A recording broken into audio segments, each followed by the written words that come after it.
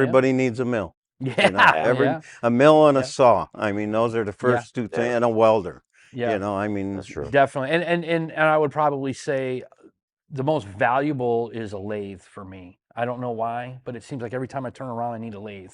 So, Yeah. I mean, I want to be on the mill, but it's the lathe. So I have a lathe, and it has saved me a lot of problems. You know how it is. You buy something and it doesn't fit, Yep, right? yep. Boy, if I had a lathe, well, when turn you down the have a space, lathe, boy, yep. you just keep on going. Yep. well, even then, when you own a shop or anything like that, it's a curse, because once you get that, then you need a bigger lathe, or you need a bigger chuck, or you need this tool holder. It doesn't end.